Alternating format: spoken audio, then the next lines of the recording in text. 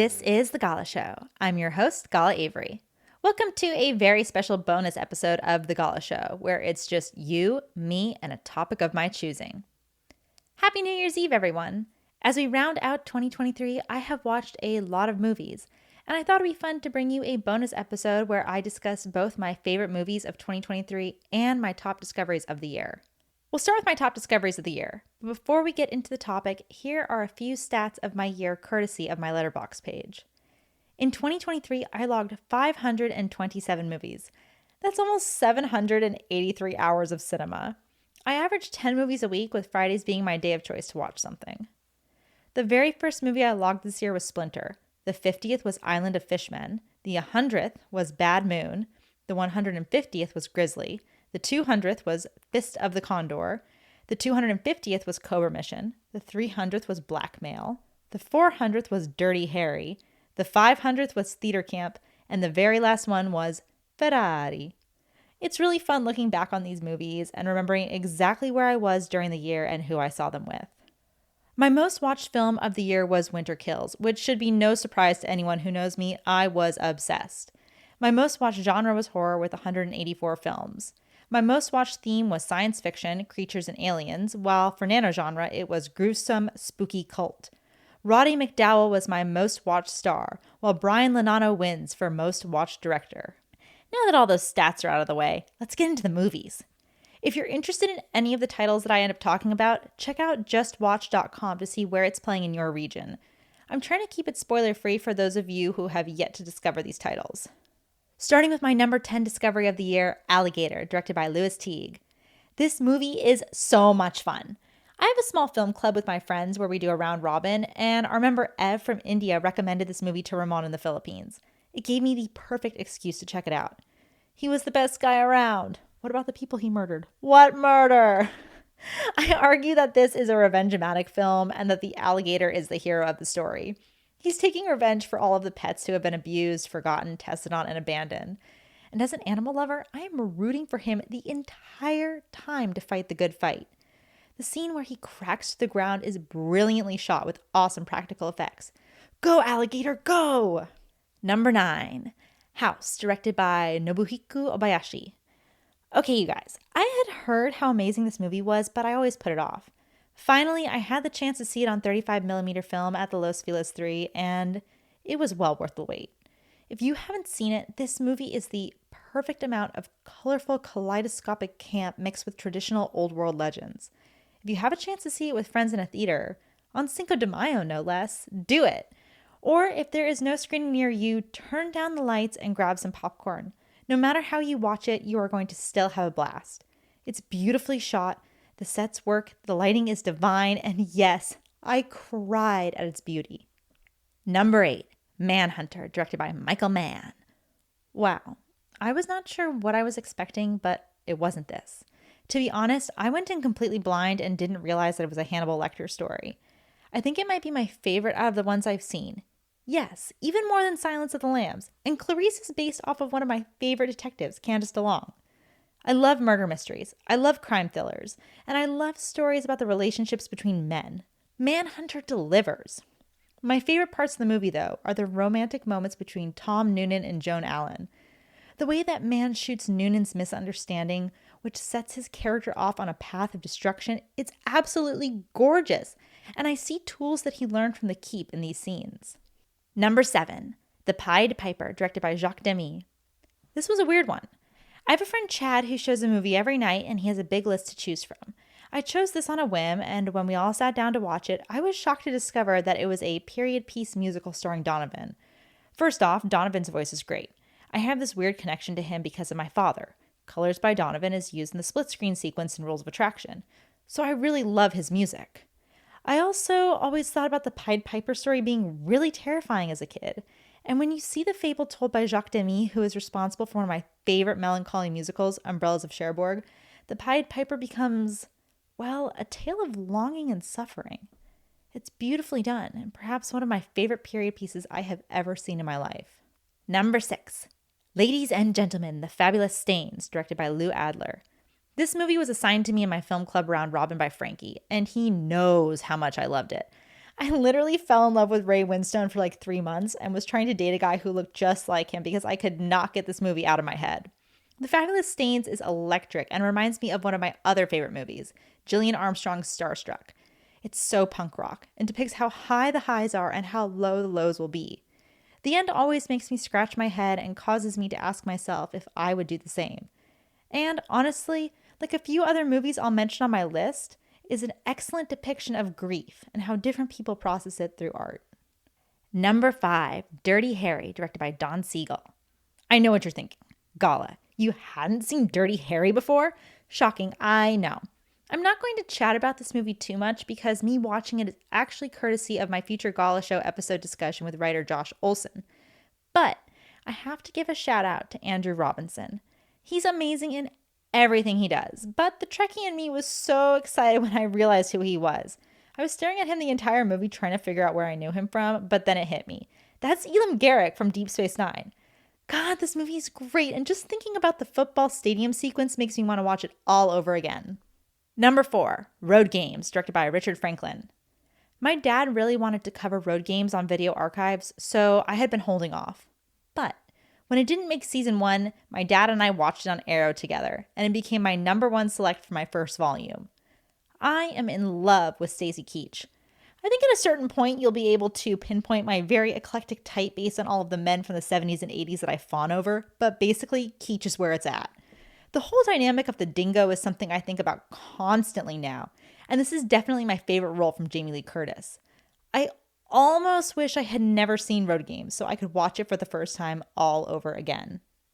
Number 3, Showgirls by Paul Verhoeven.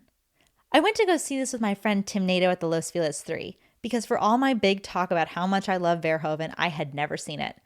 Oh my gosh, you guys, Showgirls is rad. Like, what the heck? I've heard people poo-poo this movie for so long, saying it's ridiculous and bad.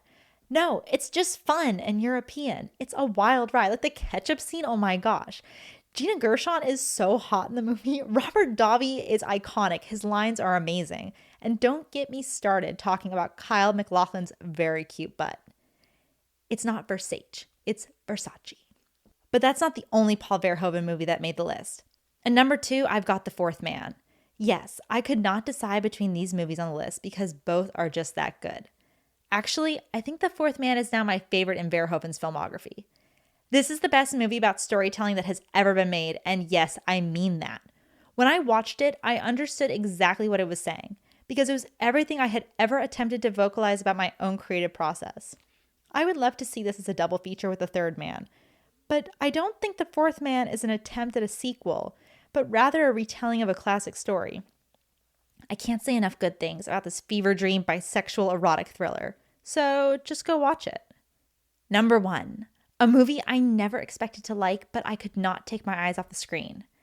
I go to this local video store called Be Kind Video in Burbank, and I pick movies off the $5 shelf. Then, over the next few weeks or months or even years, whenever I want to watch something, I just pick up one that jumps out at me and I pop it into my VCR. I picked this movie in particular because honestly, I didn't want something I had to pay attention to, but I ended up being hooked.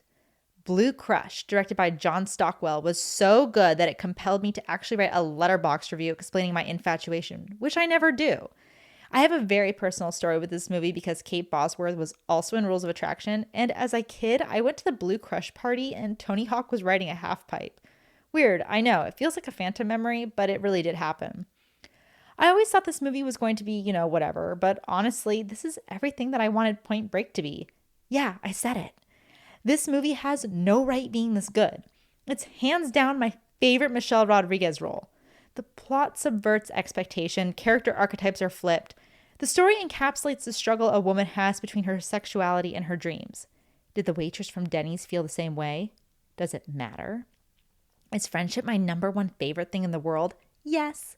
Is Eden in love with Anne, or are they just the closest of friends?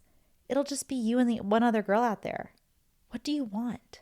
What do you really want? Let's take a snack break. I'll be back with 2023 after these messages.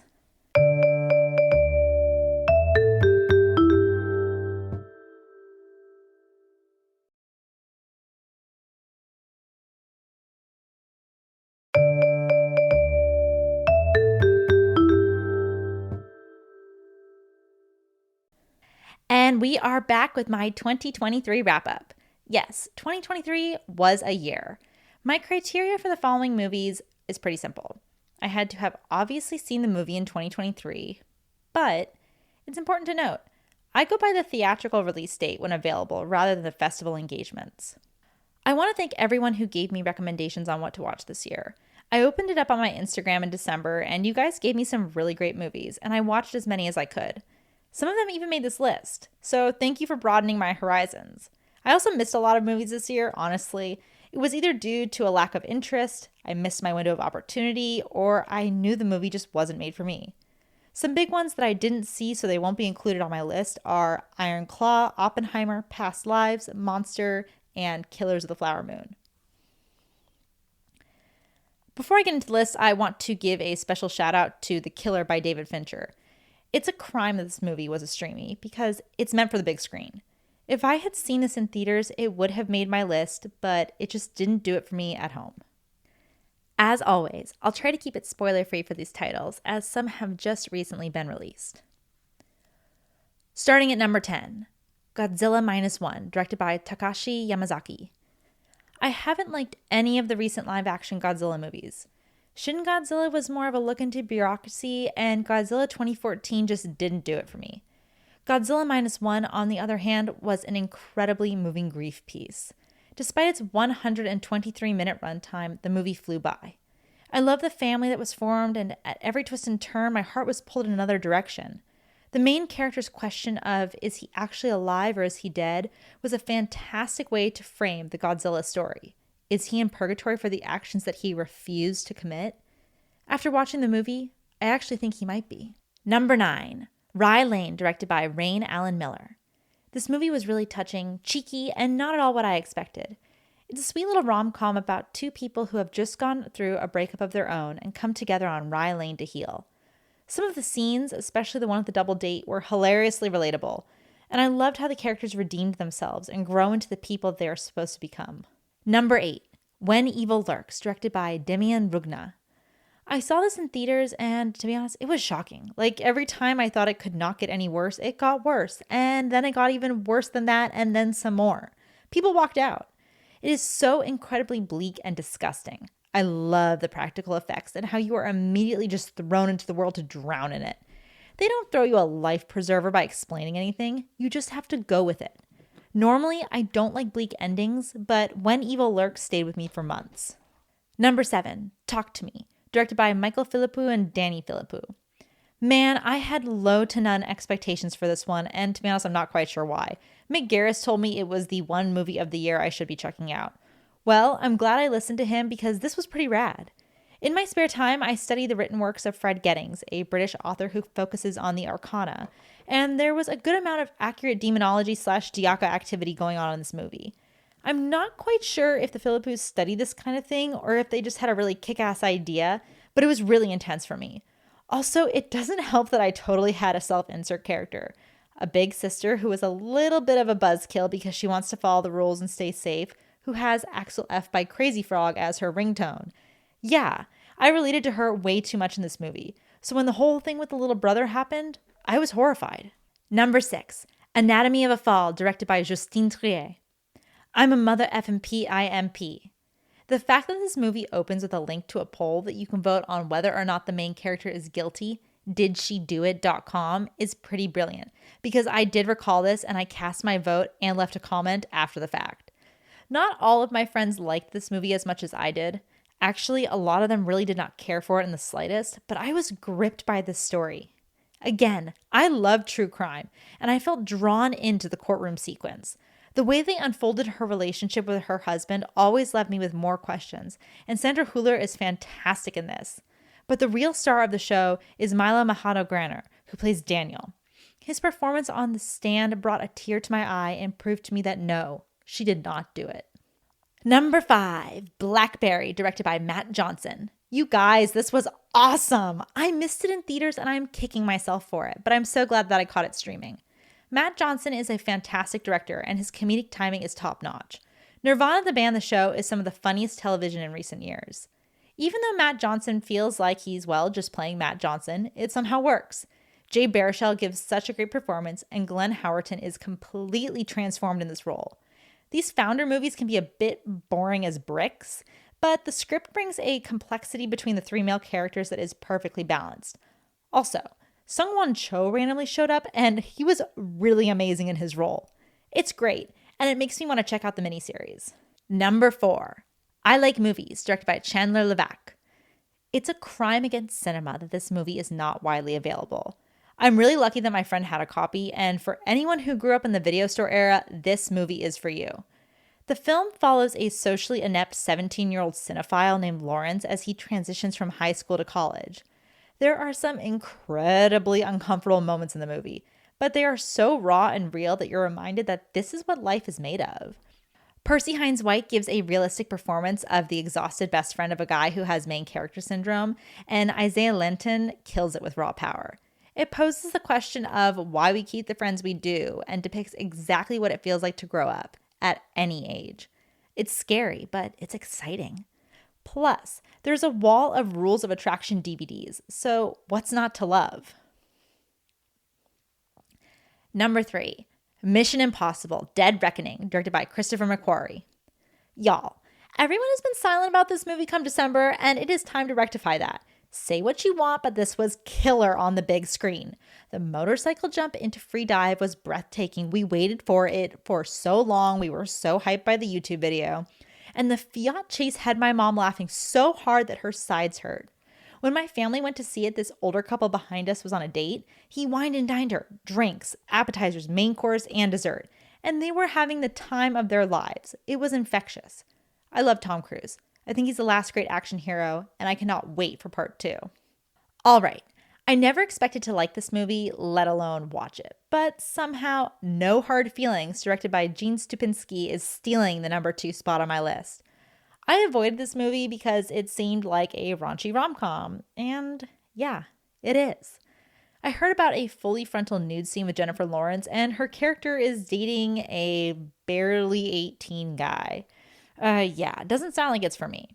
My friend Frankie told me that I should watch it. Yes, the same Frankie who gave me The Fabulous Stains, so I was obligated to pop it on.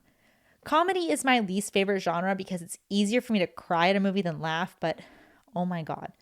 I'm so glad I wasn't in a theater because at around 30 minutes in, I was laughing so hard I had to clutch my jaw to shut it. Jennifer Lawrence is amazing in this movie. Her comedic timing is spot on, and the script is absolutely unhinged. The nude scene isn't anything like I imagined. And if you haven't seen it, I can't spoil it for you because it's worth watching and just going in and just experiencing it. The real discovery, though, for me was Andrew Barth Feldman. He plays an amazing straight man against Lawrence's insanity. These two balance each other out perfectly, and it makes for a movie that I am so glad I didn't miss. Number 1, Theater Camp, directed by Molly Gordon and Nick Lieberman. Thank you to Zach for recommending this one to me. This movie is so incredibly touching that I watched it once on my own, and then during my family's solstice celebration. I wept both times. Now that I'm here talking about the movie, I don't really know what to say about it. I kept on trying to write something that encapsulated how much this movie meant to me, but every time I write something, it just doesn't do my feelings justice. I guess I'll just keep it short and sweet by telling you that I was a theater kid, and I went to theater camp, and it was some of the best times that I ever had. My theater teacher, Mr. Street, was one of the greatest adult forces in my life, and I knew exactly what these kids in this movie feel like when their sanctuary is threatened. Theater camp is exactly that. It's where the weird kids gather together and find themselves, and find other people who are just like them. Camp isn't home, but is it kind of? It is? I think it kind of is. And that's it for today. Thanks everyone for making 2023 a really great year. I appreciate all of the love, support, input, advice, mentoring, and suggestions that I receive from you. I know that 2024 is going to be an even better year. Before I sign off, I wanted to take a moment to talk about my New Year's movie resolution. I saw a lot this year, and I don't want to stop watching movies, but I do want to slow down a little bit. It's okay to admit that. My main goal is to see more movies in theaters when they come out rather than stream them later at home. I have an AMC pass, which, by the way, if you're in the US, it's a great deal. So I'm going to try to do at least 3 movies a week in theaters next year and fill the rest of my time with other things I like to do. museums, jazz, friends, photography, and everything else that life has to offer, because there is a lot to be thankful for. As always, I'm your host, Gala Avery, signing out for today. See you on Thursday for our regularly scheduled programming. Happy New Year, everyone!